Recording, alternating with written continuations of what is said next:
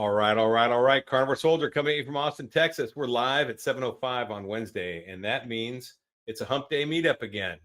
Welcome, guys. Glad to have you all here. It's going to be a great topic today, and I know you're going to love it because it affects everyone who's a carnivore and everyone's family members. Actually, it affects all people, but at least people that are carnivores will be able to either have informed consent or make decisions based on their diet, based on some facts here that we're going to share. I've got some great people here to bring in. We got John, the carnivore teacher. We got DC from DC Learning to Live. And we got Bradley Brinka.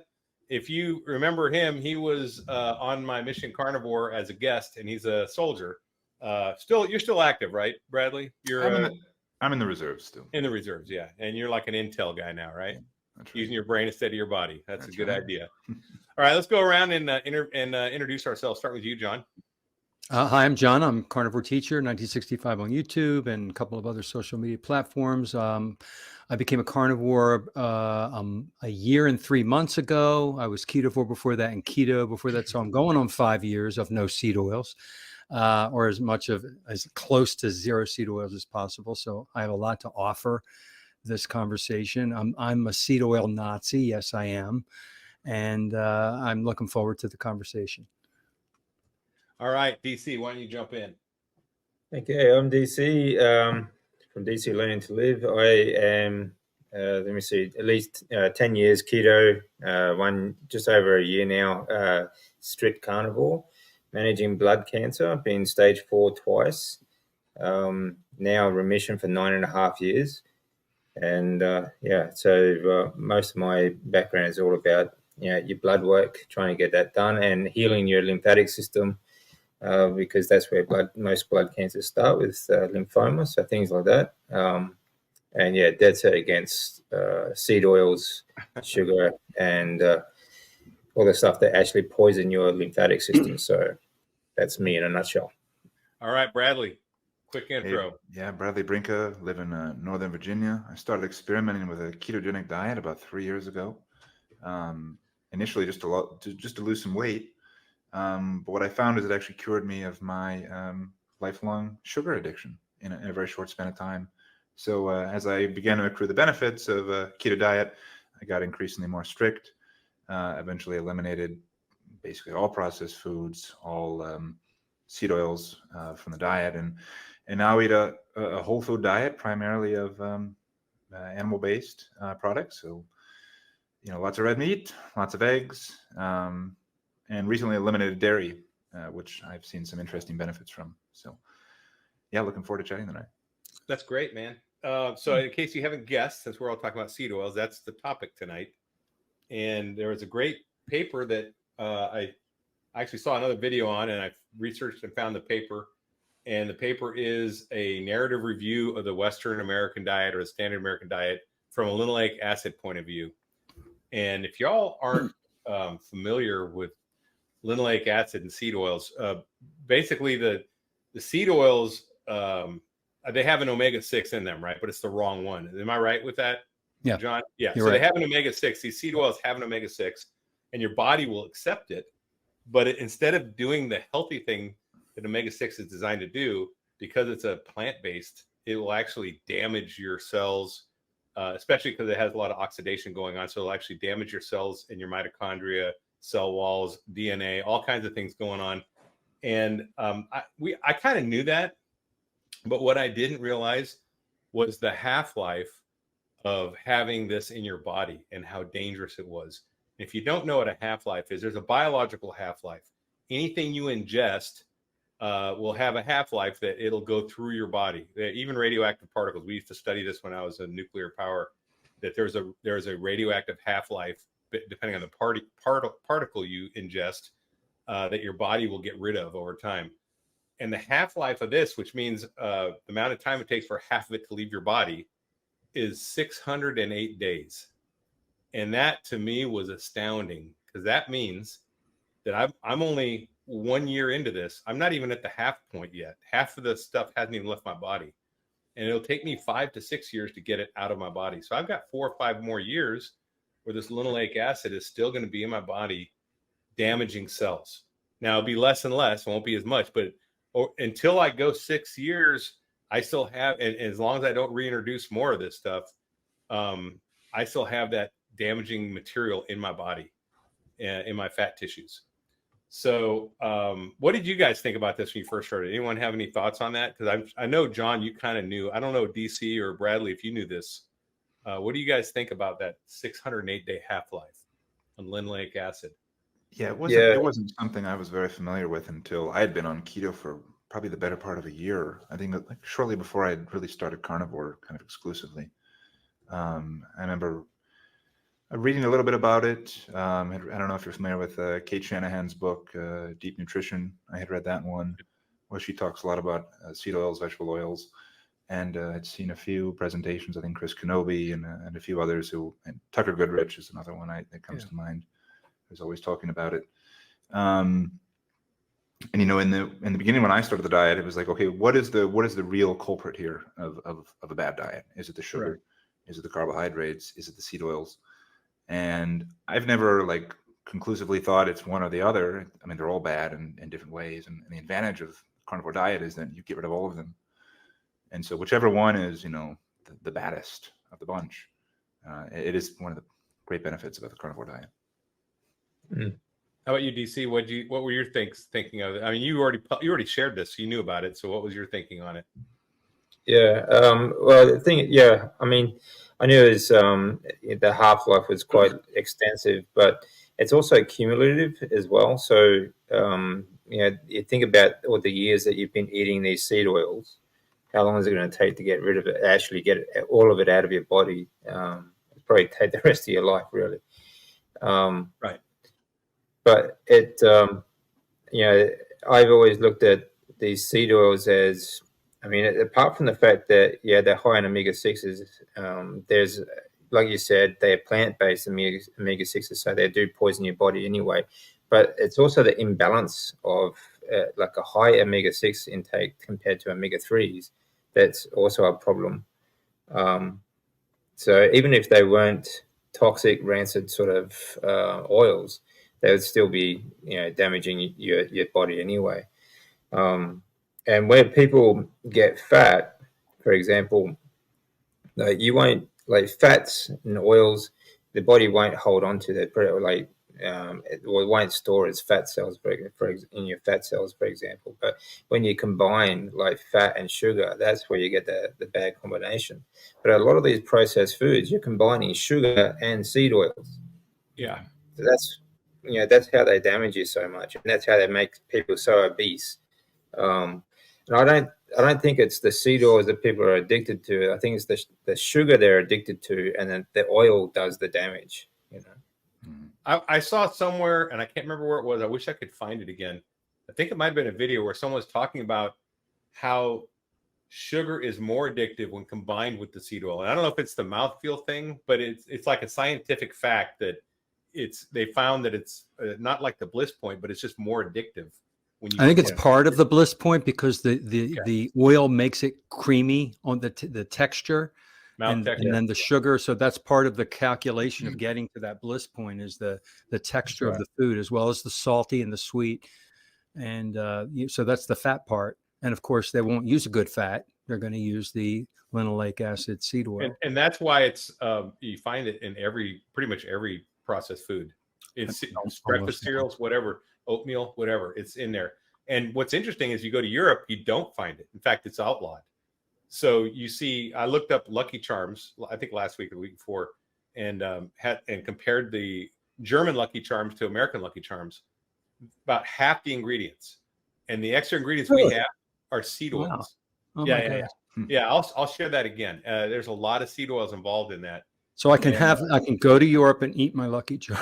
You're still going to have sugar and wheat and all the bad stuff. And all the other the grain. But this is something we talked about too. So when I was a nuclear power guy, which I was on submarines, they taught us about the 4 different nuclear particles you had to worry about, right? The alpha, the gamma, the beta, and the neutron particles.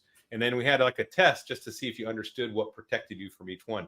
So the test, and it's just made it very simple. So anyone can remember it. You can put one in your hand, one in your pocket, you eat one and you throw one away. And the the way we remembered it was, well, the alpha skin blocks it. So alpha is really deadly, but it's only deadly if it gets to an open wound or if you eat it. So if you put that one in your hand, you're safe because the skin will block the alpha. The beta particle is blocked by clothes. So clothes or paper. So you can put it in your pocket and you'd be safe. The gamma is going to penetrate anything. It's very high energy, but it's very little damage because it goes so fast. As long as you don't get extreme exposure to gamma, you're okay. So you eat the gamma, it's going to go out of your body. The neutron, you don't want to be anywhere near that bad boy. So you throw that one away. So that's the way we remembered it. And I saw someone talking about this same topic and saying, well, here's your options. You pick the one you never want to do. And here's your options. One, eat something with sugar on it. Like, I don't know, even eat a spoonful of honey, right? That's one. It's number 2, smoke a cigarette, or number 3, eat fries fried in peanut oil. Yeah. Which one do you never want to do? And it's eating fries because that has a half-life. The sugar will spike your insulin, but it'll go out of your system. And if you never eat sugar again, you're fine. It's not going to damage your body. The cigarette is only one cigarette. It's not going to hurt you. It's not good for you. Definitely not good for you. But the worst thing that has the longest impact is the seed oils. And that's kind of like an easy way to remember that. Let me share. Kind of reminds me of a story. I was when I was in Japan, when going through the earthquake. You know, everyone's worried about the radiation from Fukushima. Yeah, we were just 80 kilometers north of the Fukushima power plant, which is where the actual quake actually happened. But the Australian embassy, it was so funny. They kept hounding me to go back to Australia and give up my life there and all this sort of garbage. But they only stayed there for like 5 days, and they came out and saw us. Never thought to bring any food or water, but they brought me one iodine pill and said, just in case the radiation gets so bad, here's an iodine pill for you, and you should make sure you have an escape plan to get away from the radiation. One pill. Okay. One iodine pill. That was it. Yeah. Thanks, guys. I mean, you really need some potassium too. You need different. Yeah, you need different things. But that's funny. They only brought that. Well, this talks about this will remain in your body up to 6 years, contributing to many chronic degenerative diseases. So, I think I've only been carnivore 1 year. I've got a long ways to go to get rid of this stuff from my body. And that 680 days is up here. Is your half-life of linoleic acid. So it's going to take a long time, or up to 6 years, to replace 95% of linoleic acid with healthy fats. Yeah. So this is an important paper, and I will go ahead and put this in the comment for y'all in the this link. I'm going to drop it in there just so anyone that's interested in this, I would definitely check it out, and I'll have it in the comments of the video too. So if you're not watching this live, I recommend you get this. You share it with family members. I mean, I remember like people talking about, if people are so fat phobic now, and if they would treat linoleic acid like fat, it would be more appropriate, one, because this is the real danger. And it would actually have an impact on their health, right? Like if you cut fat out of your diet, it's not going to help you at all. In fact, it'll hurt you. But if you cut this out of your diet, it can make a big difference, major impact. So I think having a high real fat diet would help to actually combat the linoleic acid sort of damage as well. So I think if anything, you should go on a high fat diet and get rid of the oils completely. Yeah, and then this I agree. And then in this report, it says this is interesting. Basically, the mitochondria, there's 100,000 trillion mitochondria in there, and the linoleic acids damage it. Basically, what's going on, and this paper tells you exactly how it works. It's really great. I recommend you guys check this out. It's very detailed. It is from it's from NIH.gov or PubMed, which is legit. It's not like someone's college papers on. This is like real. This is a real research paper with real information in it that's government sanctioned. So I don't know why, if the government knows this, then why is the government not telling people that you're eating poison? Because we're literally eating cancer. I think I think Yeah. of all the commercials on TV, All of them. well, it's 60, maybe 80% of the commercials are all drug commercials for conditions and issues and diseases and problems. We didn't have this years ago. People didn't have all these conditions, diseases, and problems. Why are we getting so sick? That's because the increase of seed oils in everything. And I remember having a discussion with a guy on Twitter a while back, and he said to me, well, what am I supposed to eat? If I don't eat seed oils, that leaves me with nothing. And from his perspective, he's thinking of all of his food, which is all processed food and fast food. And I said, well, here's what you eat. And I gave him the list: beef, lamb, pork, poultry, fish, eggs, using butter, beef tallow. You can use duck fat, chicken fat. You eat, and he looked at me like I was from Mars. Like, how am I supposed to eat that? Because everything they buy is probably in a box or package or in the drive-through. And so I was speaking to him like he was perceiving me like I was an alien and I was crazy, that you can't possibly take out all the seed oils that I talked about. So there's a lot of people in the world, that's what they eat. That is their world. And look at what's all in the grocery stores and the fast food. It's everywhere. And the only way to get away from it is to not eat that food and to eat the food that we eat. Right. You could do keto and do vegetables and fruits, which I disagree with, but you're not getting those seed oils if you do that. Right. So You're getting oxalates and other you're things. getting all the other anti-nutrient, cyanide and all that. Pesticides. Yeah. But so you see the increase in vegetable oil. This is just the vegetable oil increase, and basically it ramps up in 1989. This is when it goes insane. So we all grew up, well, not all of us, I don't know, maybe, well, yeah, DC did. We all grew up probably eating fried foods like donuts that were actually fried in lard. They didn't have it in peanut oil back then. Everything was lard. So you went to the donut shop, you got a donut, it was bad. Sugar, wheat, not good for you. Refined flour, but it was in lard. So at least you weren't getting this linoleic poisoning that we're getting now. Right. And I think this is that change in 79 to 89 and then up. You can see this is where that's where Dr. Kenobi talks about it. I think, Bradley, you're talking about Kenobi. Yeah. Chris Kenobi has a great video, and that's my first introduction. But when I saw that, I just assumed, okay, I just stopped that and I'm clean. I'm basically free of the linoleic acid. But no, you're not. You're still in the clutches for years to come after you stop. So which video did you watch, Bradley? Was it the Down Under one? Yeah, I think it was the low carb Down Under lecture. That was a great presentation. That one. That was really good. Yeah, that one was good. Yeah, that one I showed my dad, and he finally watched it and he said, "Yeah, that guy's got some good points." I'm like, "Yeah, you think?" And he's like, "But I'm still going to eat my." The thing was, it had great points, but it didn't drive it home. And now, if I share this with him, after seeing that, that's a good primer. And then this is like the home run. This is like repetition. Sometimes here's they the need to fact see it again and from again. your government of what this is doing to your body, and how dangerous this is. This is so dangerous. I mean, just looking at what this says, it's like this is worse than pesticides. Any pesticides, I think. DDT is nothing on this. This is way worse, right? It just is long term. Yeah. Yeah, it's chronic. Yeah. So anyways, that's kind of the topic. We do have a couple questions here. Someone said, here we go. Is that part of why exercise is so important, to pump it out quicker? DC, I don't think it'll pump it out quicker, but I'm not sure. What do you think? Does exercise help on that? Yeah, I think exercise will always help because, or any kind of movement. It doesn't have to be specifically exercise. You just have to move your body because your lymphatic system relies on your muscle contraction to push lymph fluid around your body. But apart from that, your lymphatic system is also the sewer system. So it actually takes away dead cells and all the poisons as well. So it does, movement of any kind is going to help flush your system a lot quicker.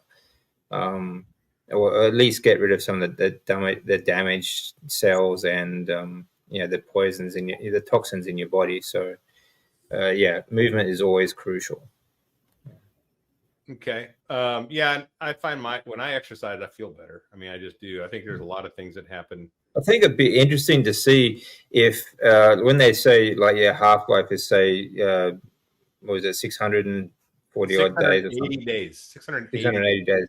It would be a year. interesting to see if they're measuring that on like sedentary people or active people, just to Or see the if there is a difference. I think that would be a really interesting sort of thing to understand as well. I think you would be right in assuming that it would help.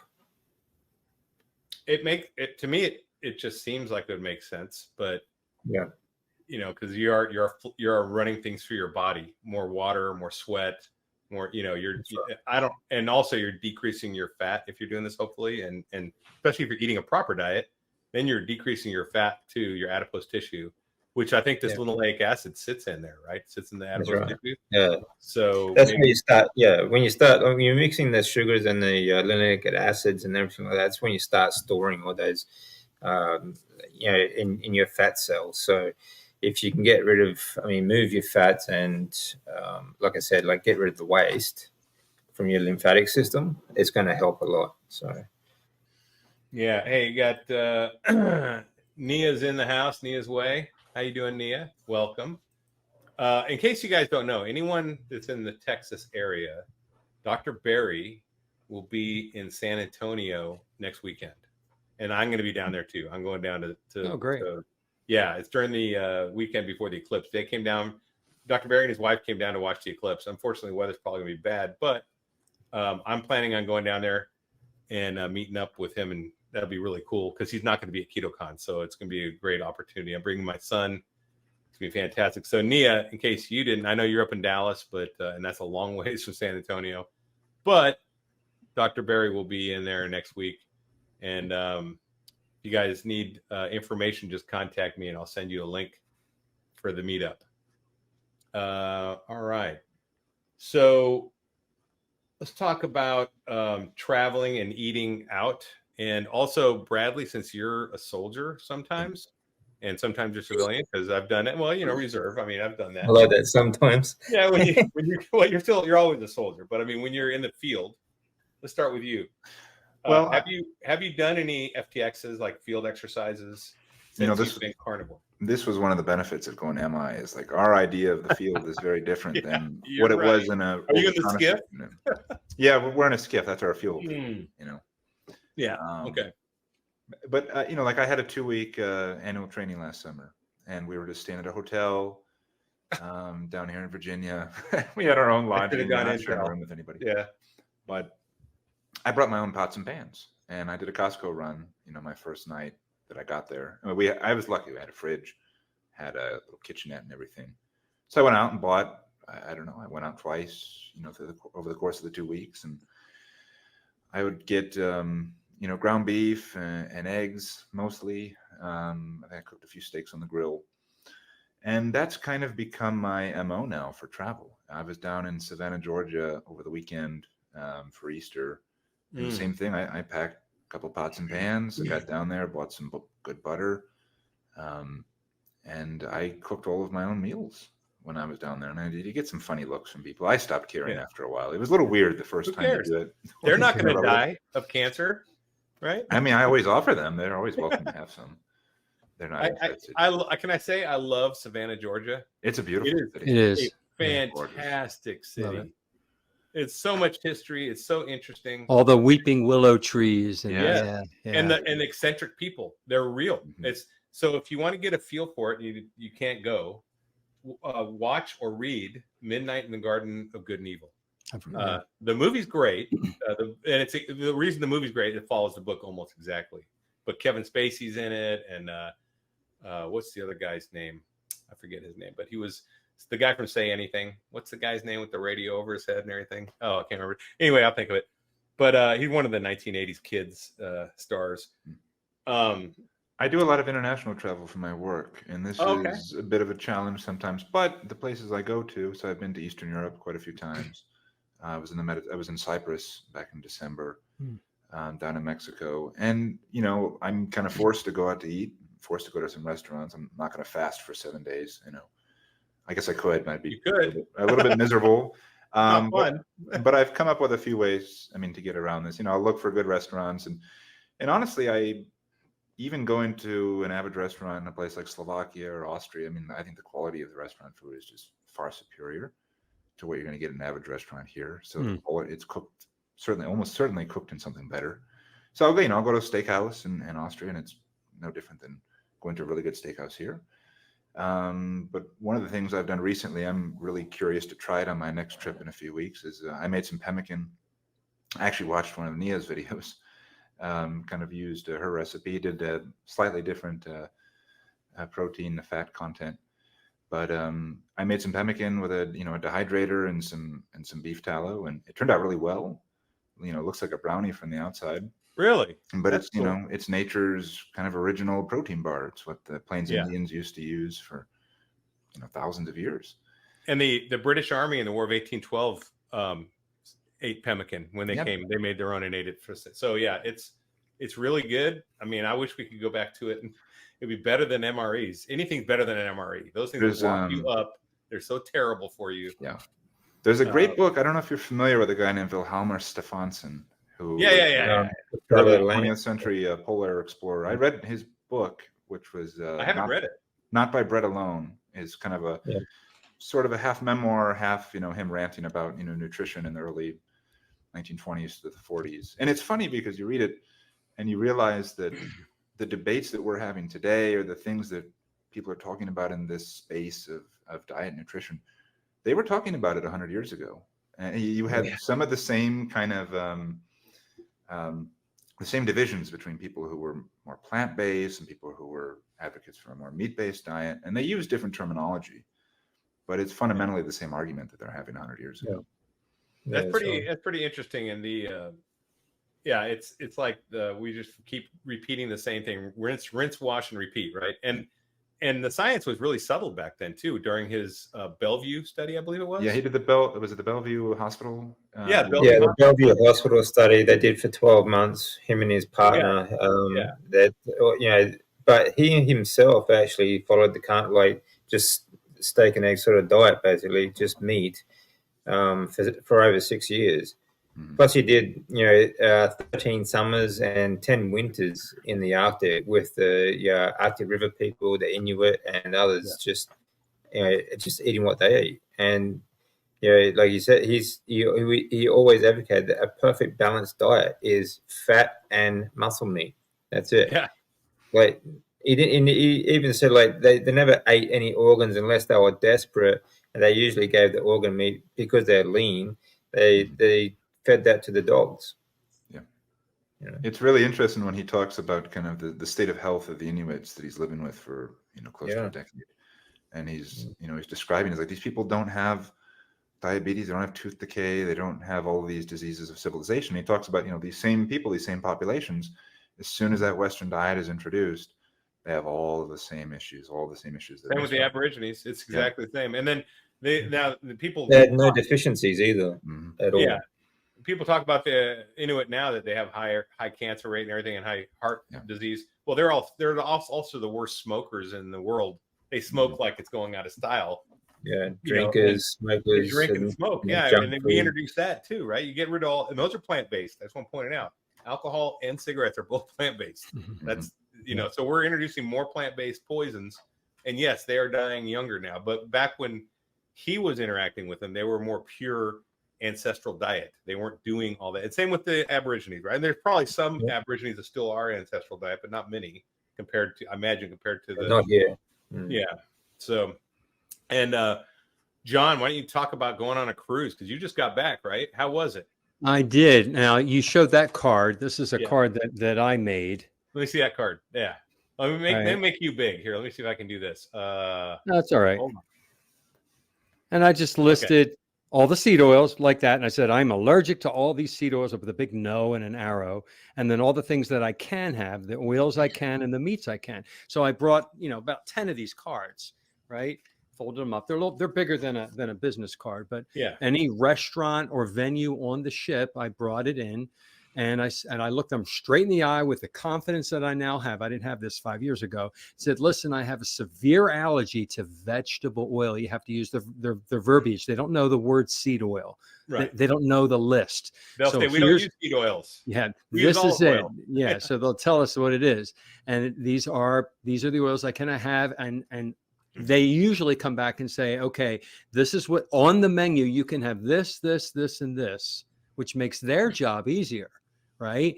So I said, well, what if I want to tomorrow night? I want to have this. Can you make this special for me? And they can if you give them advance notice. And then I attach this card. And I'm sometimes the cook actually walks out. I was telling Larry this before we went live. He walked out. I said, please cook the steak in butter. And he walked out with this big block of Polish butter. I think he was from Poland. It was all in Polish. And then there was some English. I said, I can't read there's the ingredients. And it said cream and salt. I said, yes, use this. And he walked away. And I thought, okay, now I feel good. The guy's actually he showed me the butter that he's going to use. And unless you have that conversation, that discussion, when you're out, you don't know if they're going to cheat and put the seed oils on the grill or on the steak. And of course, I don't get anything on it. I say, I just want the plate. I just want the meat. No, I don't want the veg. I don't want the dip. I don't want the sauce. I don't want the seed. Just, I have my own Redmond real salt little container that I bring. I salt all my meat. And I always ask for, and I have to say the phrase, hard, real butter. They don't know if you say dairy butter, they think you said non-dairy. So I say, I need the real hard butter. They bring out this big block of real butter. And then I smear that all over my steaks. And I ate like a king for 8 days on this cruise. And then I was in San Juan 2 days before that. And I brought my pan in the suitcase. And we stayed in an Airbnb. And we went shopping and I cooked. And we didn't eat out in San Juan. So you have to take control. If you don't take control, you will absolutely ingest seed oil. It's in everything. You have to take control. And I did an experiment on a past cruise. I ordered the ribeye without the seed oil with butter. And the person next to me ordered the same exact ribeye without that specification. And just for the hell of it, and we both cooked rare, medium rare to rare. I took a bite of his and I took a bite of mine. Completely different flavor. Completely different flavor. You could tell that it was cooked differently. And I just want to do a little test, a bite. So I got some seed oil, I think. Oh my gosh. Well, you can still have up to 1%. I don't even want to. I don't want to. I don't want it either. So that's the thing. If you just disregard this, you're going to probably get seed oil. You're going to get be in your body for at least 5 years. Yeah, 5 years. And that's so. Here's another question. Will my vibration plate help with getting that stuff out too? So this is the exercise question. A vibration plate? I don't know about that. I've never heard of that. I think our exercise DC. I mean, again, it will help get your lymphatic system. So it's a movement thing. Yeah, it's a movement thing. Okay. People lift with as long as your muscles are contracting, you will push your lymphatic system around. So, I know some people who are very sedentary that may not have the ability to go out and exercise. Just any kind of movement like a vibration plate will help. It's going to do better. It's certainly better than doing nothing. Okay. DC, I have this. I'm in my workout room. You've seen these things, right? I saw a video once where somebody showed how to roll around all different ways on your lymph glands just to massage them and move them. What do you think about that? To get them, it's almost like vibration plate, right? You're kind of well, I mean, massaging the lymph nodes. Any kind of movement is going to move your lymphatic system. All right. Applying pressure to your lymphatic system directly like that is not going to really make much difference. Okay. If you any kind of work, any kind of movement, is anytime you lift your arm, go for a walk, even just walk to the fridge, you're still moving your lymphatic system. Right. So movement. So it's just movement itself. It doesn't matter what kind of movement you do. But those things are good for like pressure point sort of stretching and warming up the muscles and that sort of stuff. Releasing tension in your muscles and like connective tissue and things like that. But yeah, when it comes to lymphatics, any kind of movement will do. So. Have you guys noticed, when you remove seed oils from the diet, on the rare instances where you've either by accident or on purpose ingested some, have some cookies, have some birthday cake?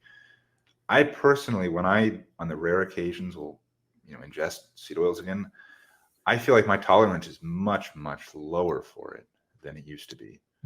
I didn't have digestive issues necessarily, 5 years ago if I would eat Oreo cookies or, the average restaurant food, but now I really do. I've tried not absolutely. to do that, but I've heard many, many stories that when we start eating very cleanly for a long time, we're super sensitive to anything that's not clean, that's impure. And so we may have had the same reaction before, but we were so, in a fog, we were so, toxic to begin with that you don't realize it. Now that you're so clean, you can smell things and taste things and feel things more acutely. So that makes sense, actually. Yeah, I think so. Bradley, what was that book? It was Not by bread alone, or there's also another one. He has a few books. It's also The Fat of the Land as well. So not by bread alone, or The Fat of the Land. Anything by Johann Stephenson. Wilhelm S. Stephenson is the books he's talking about. Yeah, it's a really wide-ranging book. He talks about scurvy, how to treat scurvy. He talks about. Did he talk about fresh meat protocol? Is that what he talks about with scurvy? Because that's what the British did in the turn of the century before. Yeah, he goes through a lot of vignettes of different shipwrecks and how different crews reacted to, how different polar expeditions responded to scurvy. Because for the longest time, Shackleton, they ate meat for that.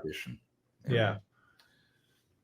Cool. Okay, Steve Ford's got a question here. Do you know if Hack Your Health Carnivore Meetup will have recorded CDs of individual subjects? I don't know that. I've never been to one. This is my first. I do know that you can purchase the online streaming replays extra. I know that. I don't know if you can buy it after the fact or if you didn't go, but it's part of the ticket purchase when you buy, where you can stream it. But I don't know. I don't know if they have CDs. Sorry. If anyone knows, please post in here. I just have no idea. I've not been on that. All right. So let me share this real quick. This is going to be this card. So this card is free, and I'm going to make the PDF available in this video down below. So if you guys want to download this one, it's missing a couple things that we talked about before. So I'm going to make another card using this as a template. And the things we're going to add are margarine, Crisco, and any grill spray. Like any spray that they use on the grill, which they do a lot of times, is going to be vegetable based. I guarantee there's not an animal based grill spray out there. And a lot of them just don't know. They don't even know that's a vegetable oil. It's just they may say it's an olive oil spray, but don't trust that. Yeah. No, it's not. So it's going to be yes. And even if it was, that's still going to break down in the temperature and oxidize. So it's not something you want on your grill. You want animal fat on your grill. So anyway, this is a great card. You guys see it. It's to the chef, and you can give it to the waiter. And say you want to avoid an allergic reaction. You must avoid everything marked below. And we're going to add a couple things to it, but I think this is pretty good. You can definitely get this one down in the description of this video. I'll have a link to it, so you can actually do it without waiting for me. But I am going to make one for Carnivore Soldier that basically is like this and has my little logo on it and add a couple things to it. Are you going to take off the avocado and olive oil on the bottom, because they'll use it, they'll have it, and then I'm not going to put olive oil or avocado. I'm just going to take those out. I don't think. I mean, coconut oil.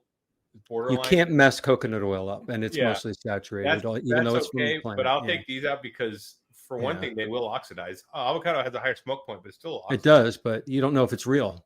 You don't know if it's real, especially what they're buying, because they're buying from these big cheapest corporations, right? And they're not. They're buying the cheapest ingredients they can buy to maximize their profit and still deliver a good tasting product, right? So their job is to make the plate look artistic and beautiful, and for you to say, "Ooh," when it comes and placed in front of you. And if you were to break down all of the ingredients, it's a lot of cheap ingredients. That's Yeah. how restaurants are there to make money. They're not really there to Cisco make you is the feel biggest good. food deliverer. They deliver to like 90% of the restaurants out Oh, yeah. there. I think Cisco Foods, and their olive oil is not going to be cold pressed, extra virgin. From one Good country, olive oil. one It's going to be source. cut Right. with whatever they got, and Yeah. it's going to be on sale, whatever their buyers can buy, right?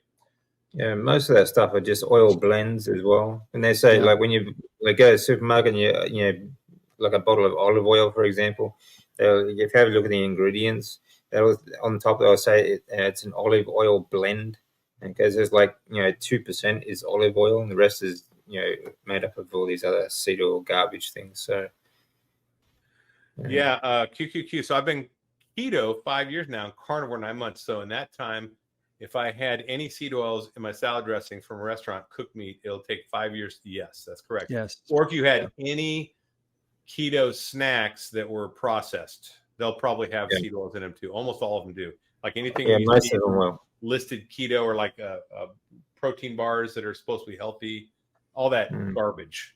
We need to talk about, I mean, I don't know if the public who's watching this understands why seed oils are rancid.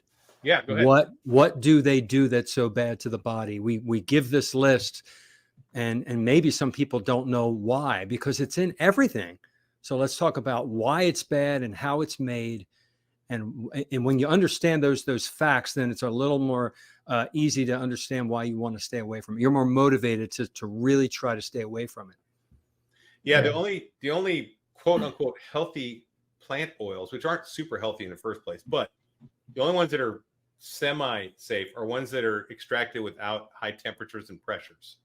So there's a couple things like coconuts and avocados. Those are basically them, maybe olives. And if they do it right. Old days. Yeah. If you did it in an ancestral way, like the way they did in Greece, back in the Greece, They olive come from the cold press. right, and they're the flesh of a fruit. An olive is a fruit, a coconut's a fruit, and an avocado is a fruit. And you're taking the oil out of the flesh of the fruit, cold pressed, versus with extremely high heat and pressing a seed, and then it goes rancid because of the high heat, and then you have to use a chemical to degum it and to make the smell go away. Then you have to take that chemical out, and then you have to bleach it. And there's just so many steps. I don't understand why it's so cheap, but it is the most putrid stuff in the world. You see how it's made. A lot of the reason why these seed oils are so cheap, they're also subsidized. They're the government. The farms the government subsidized. They're actually, in other words, taxpayers are paying for their own poison. That's what it is, because these farms, they are heavily tax subsidized, government we say taxpayer subsidized, I should say, and so and they're in everything. They're in absolutely everything, even including health food. So it's not just it's the growing. They're covered it like they're genetically altered foods anyway. So nothing grain is actually natural food these days anyway. Then you've got the pesticides and everything while they're growing. Then you've got the processing, which heavily oxidizes them in heat and things like that. And then when they go into the foods themselves, which are all the foods that they are in processed foods, such as even like keto friendly so-called foods like nut bars and protein bars and all sorts of stuff that the health industry uses, like the fitness industry, for example, protein powders and stuff like that. It gets cooked again, so it's heavily oxidized. It's poison from the start to the finish, and it ruins you. Yeah, the oxidation is what really causes the poison to come out, or creates the poison, I guess. Oxidative stress in our body Yeah. Creates massive inflammation in people who have back problems. I had severe lower back problems for many decades. Me too. It was probably from, all of the seed oils I was ingesting and Bradley the carbs and the too. weight. Yeah. Well, mine was from an injury, but still, that probably contributed. It probably exacerbated. Yeah. Yeah. If you see here, even if you do like the ancestral way, like this is all stuff that was going on back in ancient Greece, I'm sure. The crushing, the conditioning, they pressed it, right? They filtered it probably through some cloth or something, right, to get the oil out. Now, I don't know if they probably didn't bleach it. but now they're bleaching it and deodorizing it. That probably didn't happen back then either. Olive oil in Greece back in the Greek Empire and the Roman Empire, it probably smelled a lot different. It probably looked a little different too. I think Well, they didn't have pesticides on them either, you know, like when they were growing them or anything like that. So when you look at this is what's going on in all these other oils where they're doing the hexane extraction, distillation. This is where they add a lot of heat and everything. They keep reheating and pressurizing this stuff, and it's pretty awful. And I've worked in oil and gas for a long time, and I can tell you, there's no such thing as a green and clean plant that's doing oil. It has, basically has crackers, and they're doing oil, refining that, and that's what this is. This is refining a different kind of oil. It's not fuel. It doesn't matter. It's the same process. It's exactly the same process.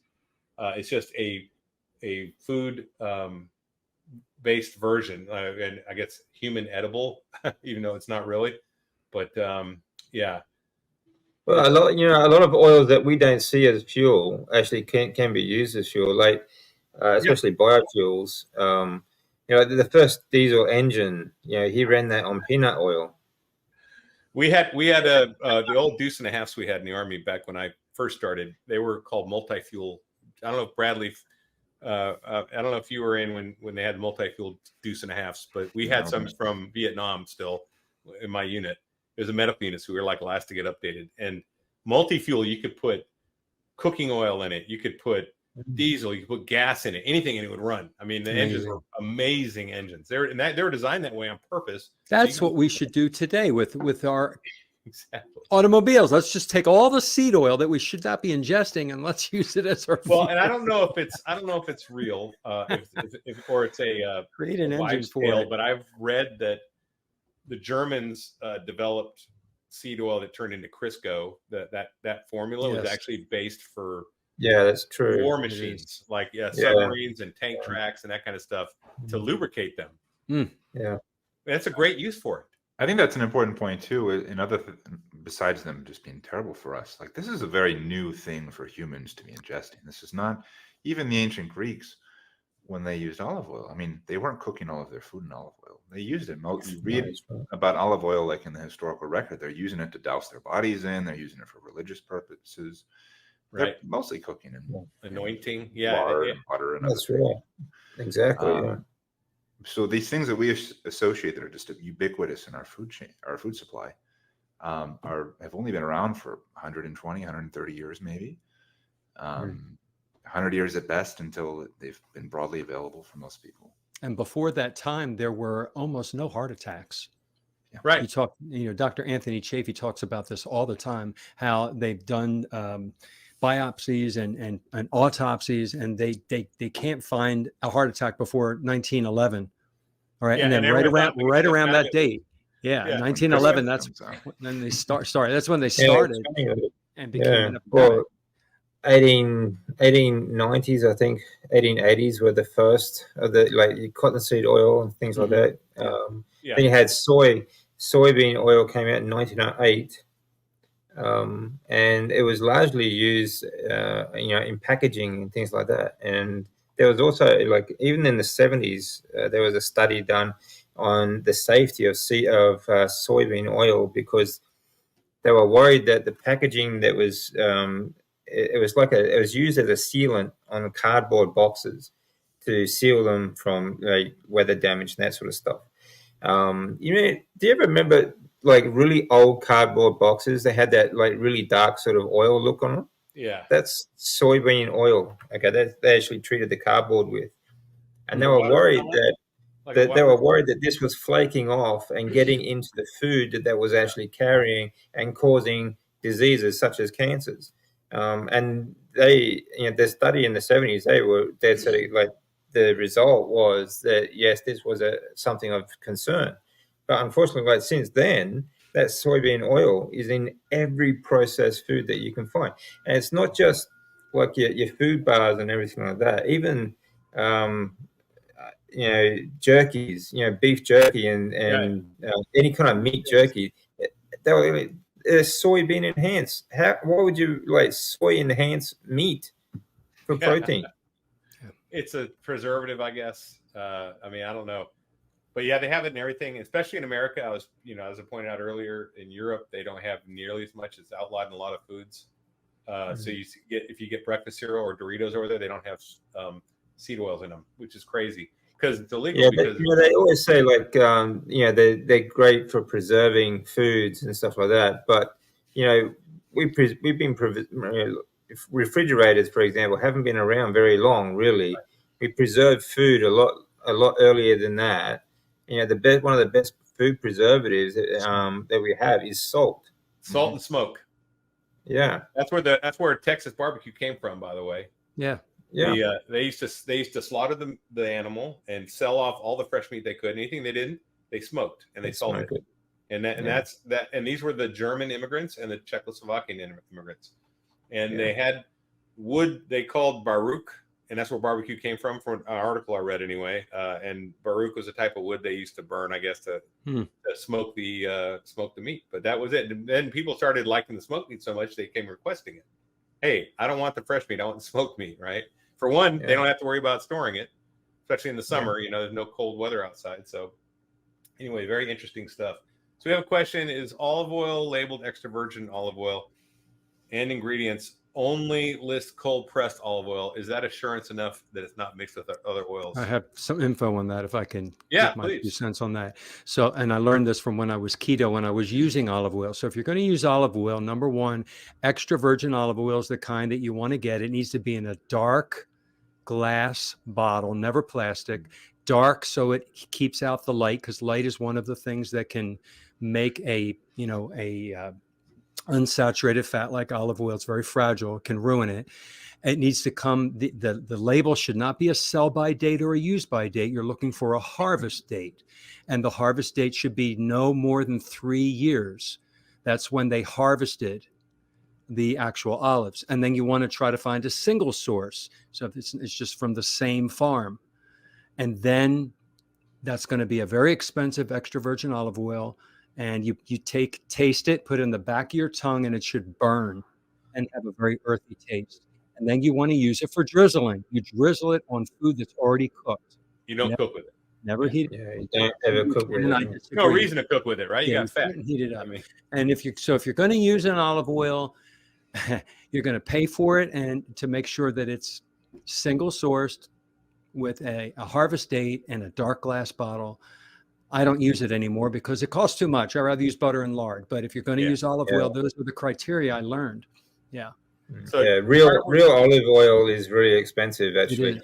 But like you said, don't ever cook with it. Like Bradley said, like in the past, they never really cooked with it. They drank it. They on the have it on your salad if you're going to have that sort of garbage. But another good use for it back then, they used to use it for wrestling and stuff as well. They never really consumed a whole lot of it. Dave's Carnivore Scott says that by law he believes that a certain percentage means they can just claim 100%. And that's true. That's how they get away with cutting it. But if it is cold pressed and it is from a single source, like he said, if you have all these things lined up and the price tag looks right, it's gonna be a boutique shop thing. It's not like you'll probably find it at a farmer's market. Mm-hmm. That's probably where you find something like that, unless someone's cutting it and cheating, which that could be too. They could just sell. Well, I've gone in. This is back when I did keto, and I would buy olive oil. And if you go in the grocery store, you see all the bottles of olive oil. Right? I go to the dark glass bottle ones. I start looking for a harvest date. None of them say harvest date. They're sell by dates, right? I find one brand maybe that has a harvest date, and then that's the one I buy for $27. Yeah, right? So that's crazy. That's the one I had. I don't use it anymore. Yeah. So Charger Mopar says he used to run his diesel on seed oils. Yeah, you can do that. That's for sure. Yeah. Let's see. Dairy industry got a waiver to call 2% milk low-fat milk when it's really only 1% less than whole milk.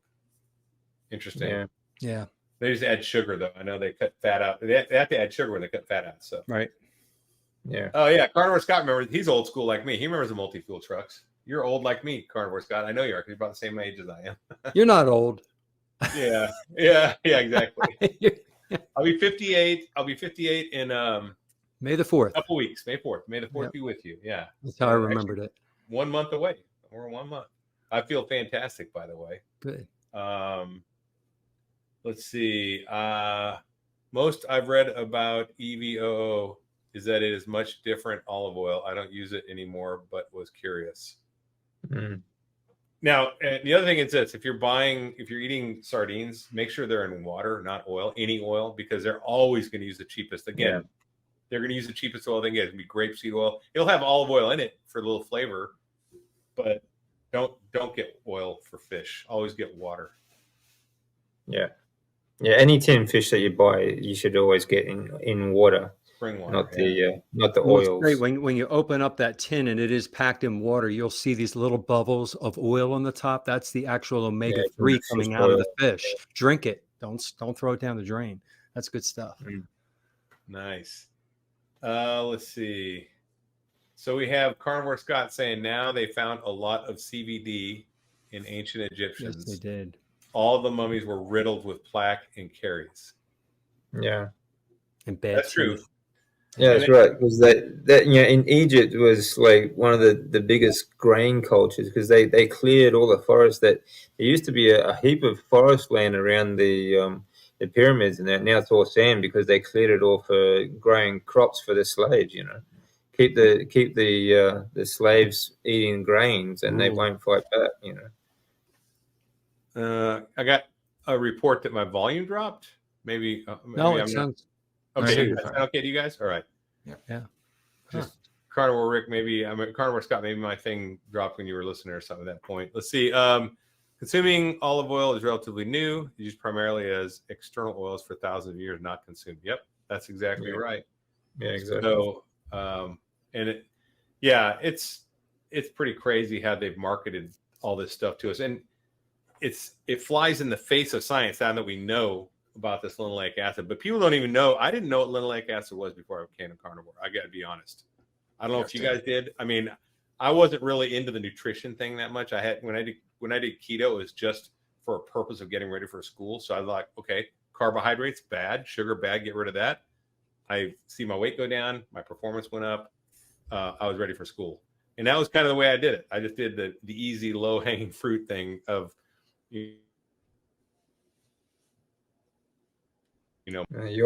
once I went carnivore, and then one of the first videos I saw was that Kenobi video, and I was like, "What? This is crazy talk," And I didn't even know what linoleic acid was. So it's a learning curve, man. There's so much to learn. Once you start learning a little bit, you're like, oh, you want to learn more, because these are epiphanies. Like, whoa, I didn't know that. I need to learn more. And I'm attracted to that's me. I love to learn this information. You're a teacher, man. You're your wheelhouse. I get high on.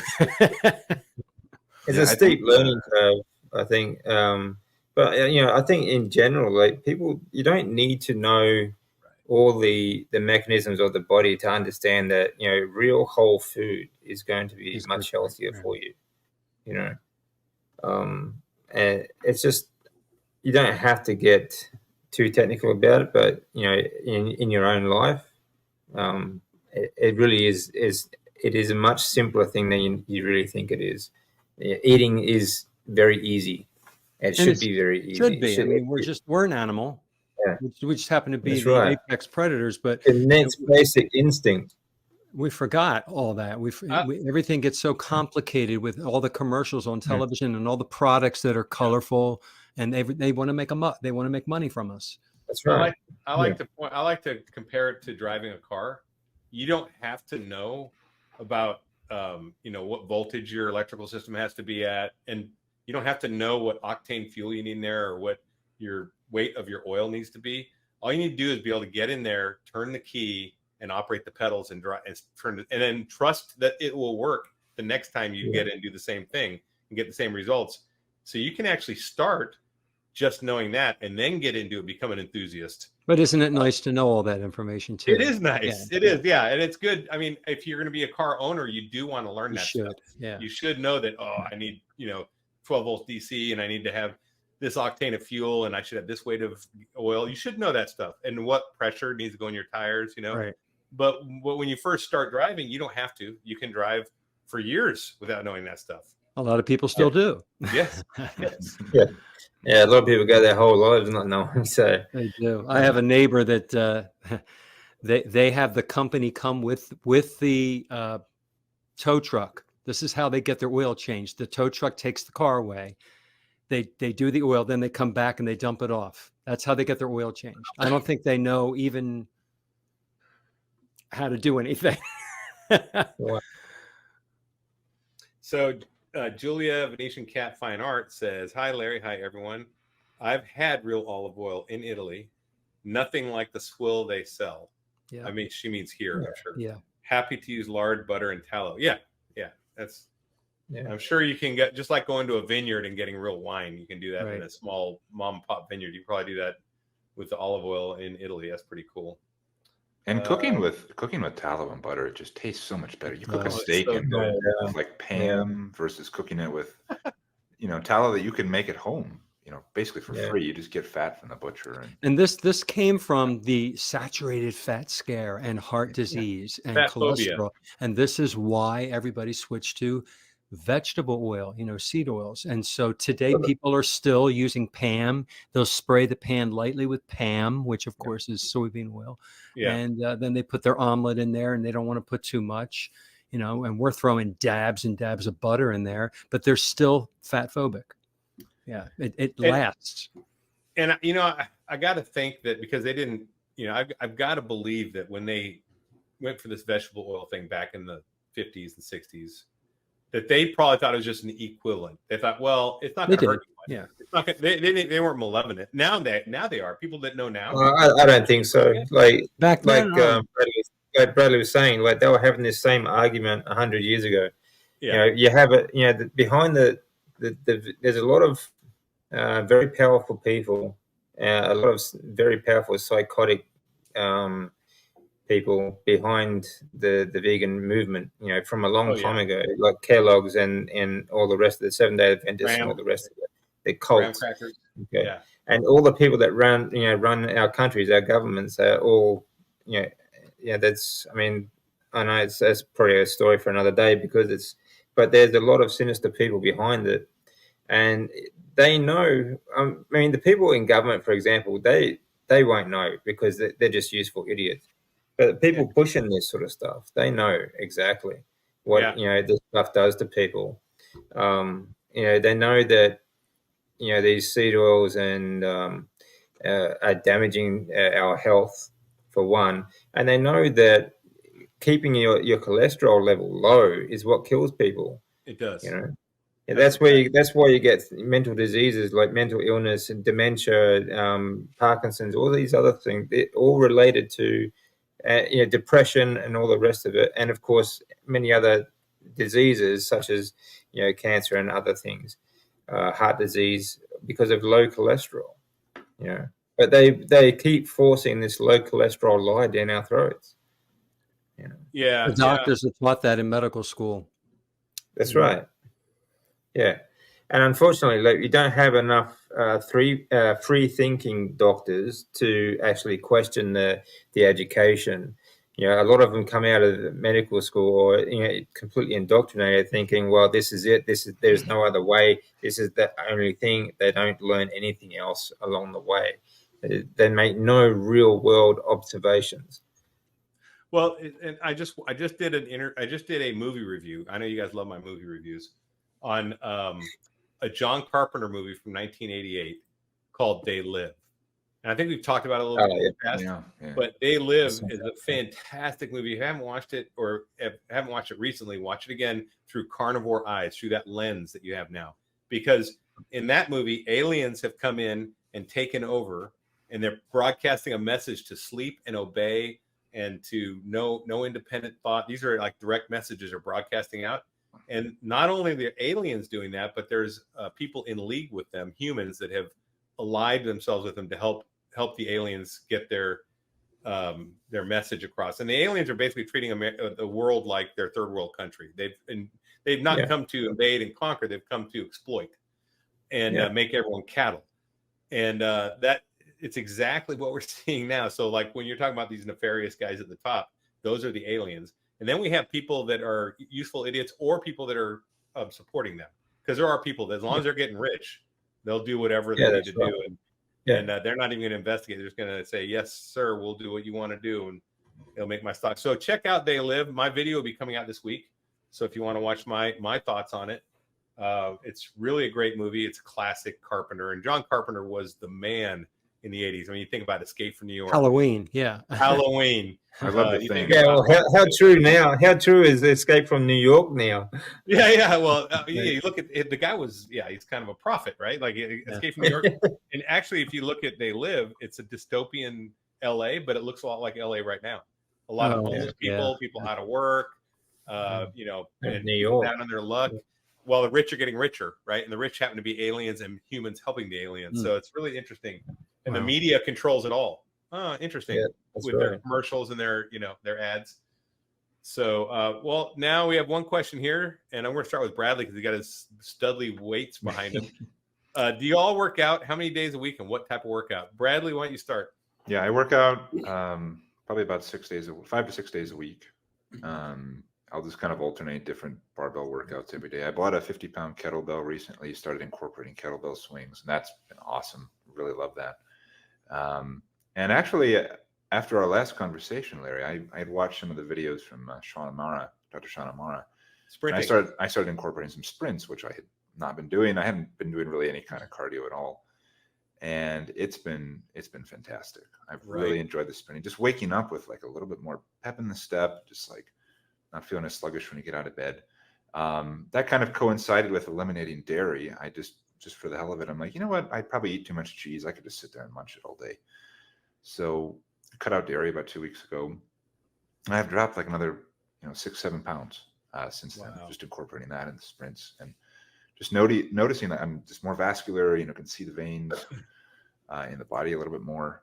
And I mean, that's really one of the fun things about this lifestyle. I think when you really start to kind of dial it in, you can do these little N of 1 experiments where it's like, well, what if I do this? What if I add that? If I get rid of coffee?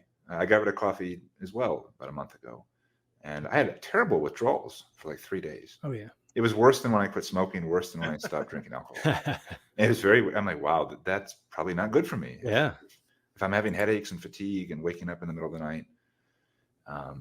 And then it was fine after a couple of days and I have like no desire for it. So you can always kind of be fine tuning these little things. Bradley, you touched on it. Why don't you expand on quitting smoking and drinking? Because you never set out to do either one of those, right? No. So when I started doing keto, like I said, it was just I wanted to lose weight. I was always kind of yo-yoing, running 7 miles a day, just trying. That was all I could do to like just keep my weight basically static. So I started doing keto.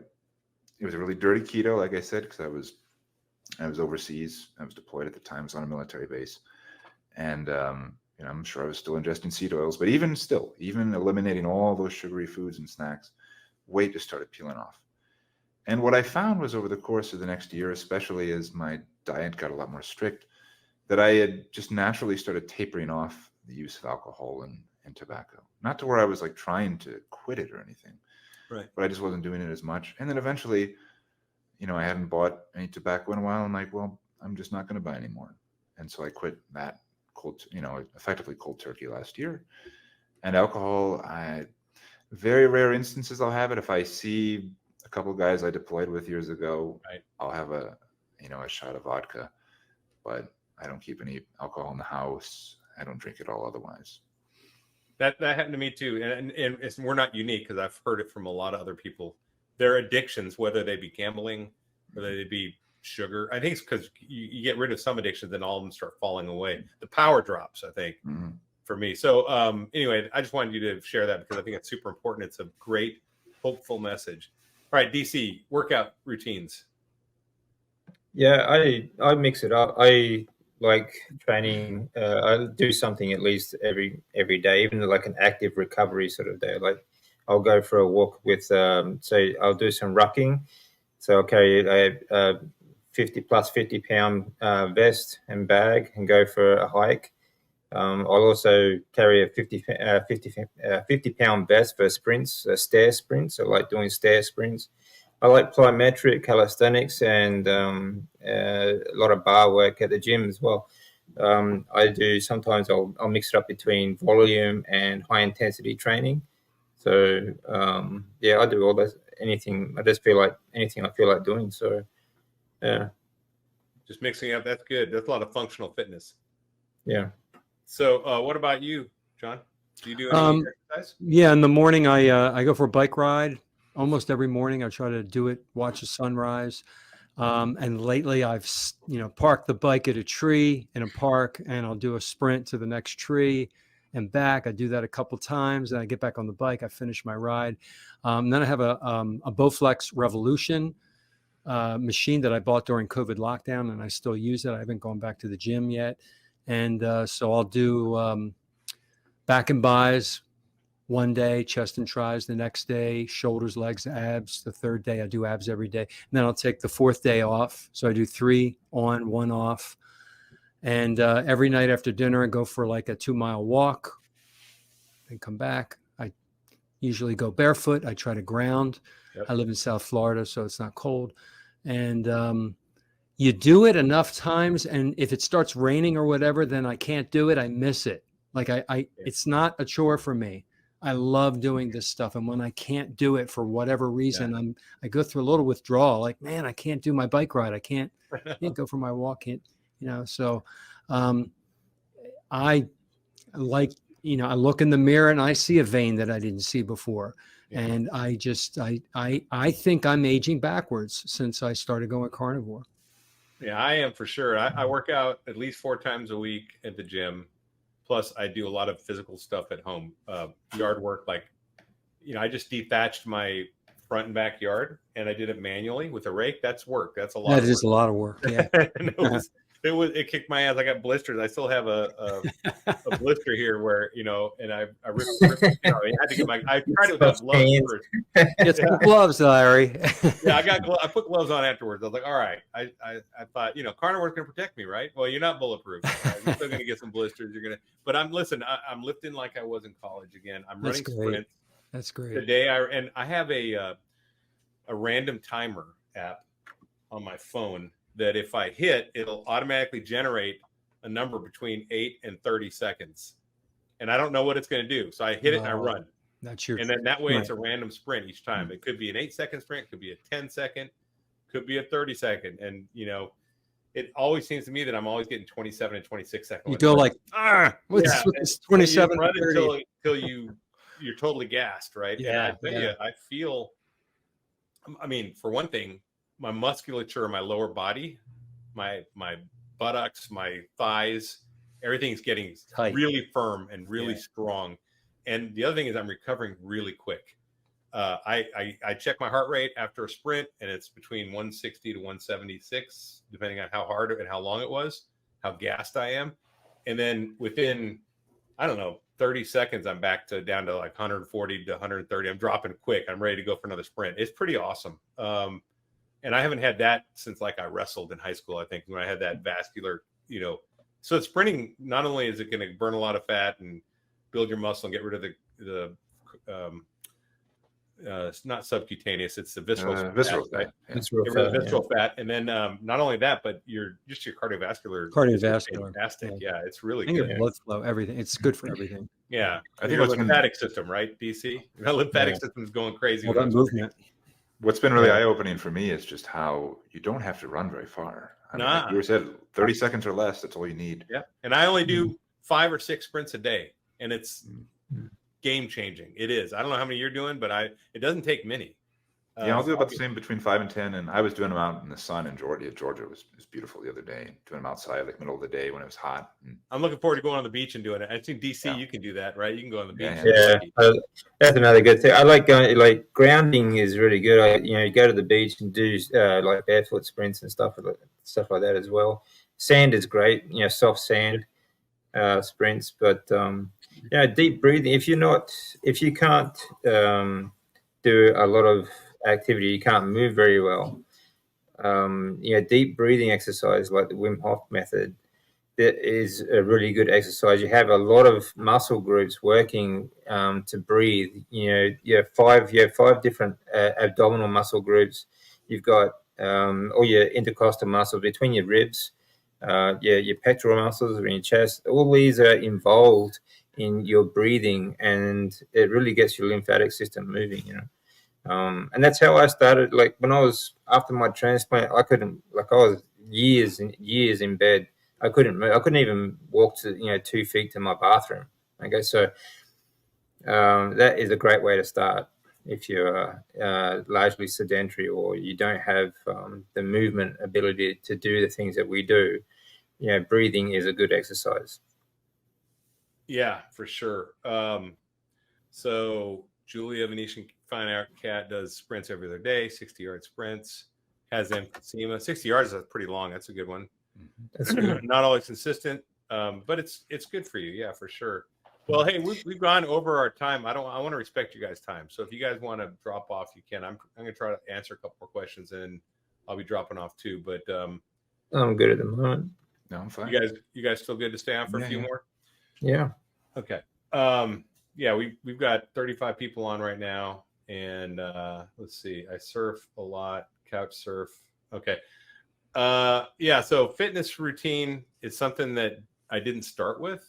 I didn't start exercising.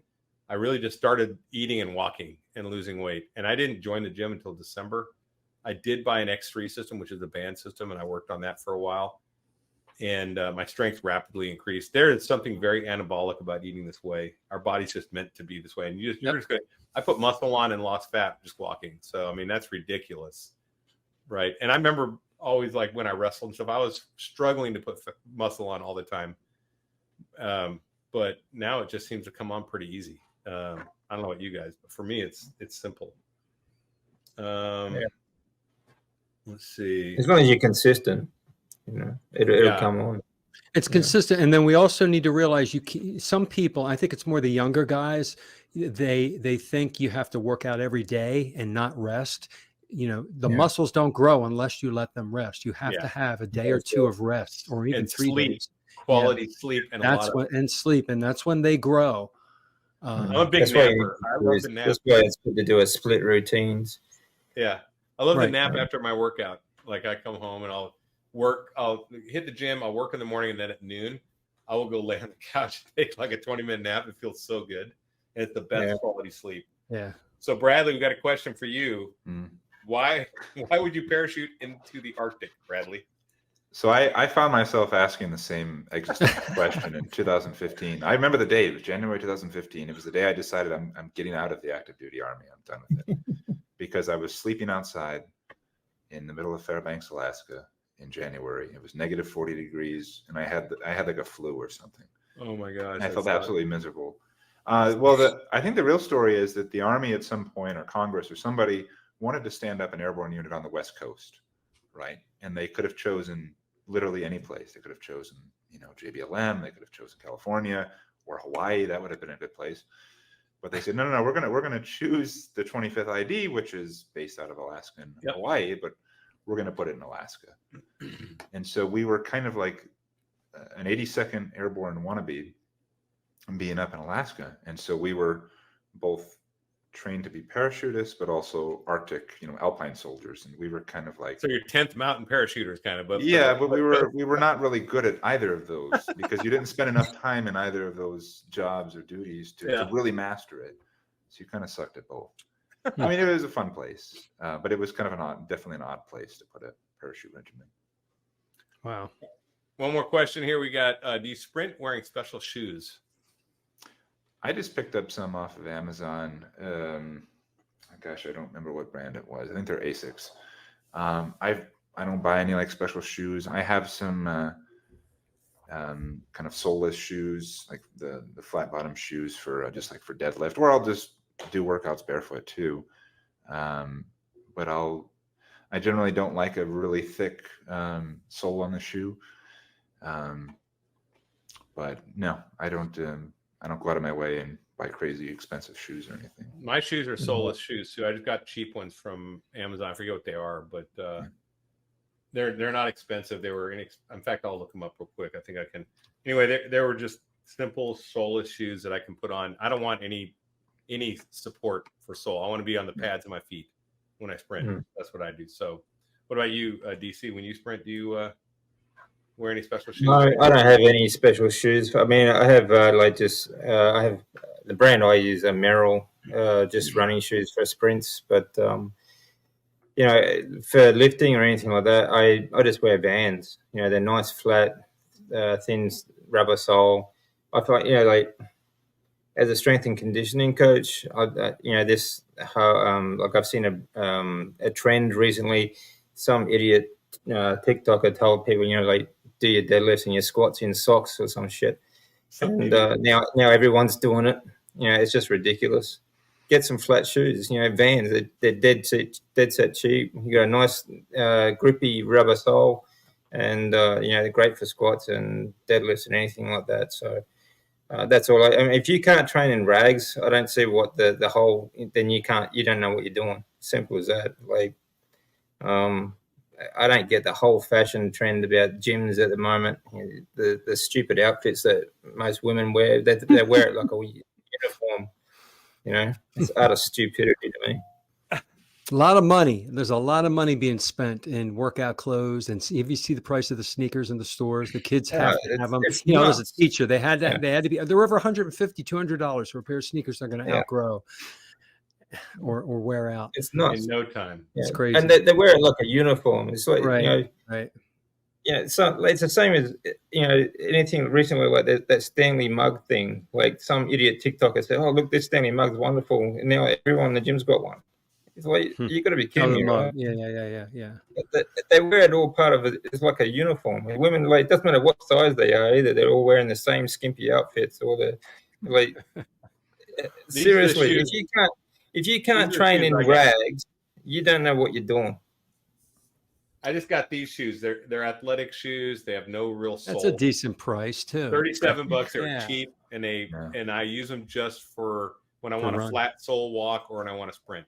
I think I've got the exact same ones. If it was like the first or second choice on Amazon, if you type, they were, and they're within men's cross trainer. I'm like, that's minimalist shoe. That's what you want. Yeah, you just don't want a lot of support because you want to be able to flex and be off your toes. Right. Yeah. You should be running on the pads of your feet and not heel striking when you sprint. You should not heel strike. Yeah. So that's all that. Anyway, so all right, guys, I'm going to drop you guys out and say goodbye. Right. It's been a long night. It's been great. If you guys stick around, we can talk for a few minutes afterwards, and we'll just see everyone. So, all right, dropping you out. All right, guys, that was a fantastic show. We covered so many great topics, answered some great questions. Thanks for stopping by. If you haven't yet, like and subscribe. Carnivore Teacher 1965, and of course, DC Learning to Live. Bradley Brinket does not have a channel because he's just a carnivore experienced guy and a soldier, but he's a good friend. So you don't need to support his video because he doesn't have any yet. But if he ever does one, we'll definitely be there for him. Anyway, all I got to say is stay strong and overcome. Carnivore Soldier out.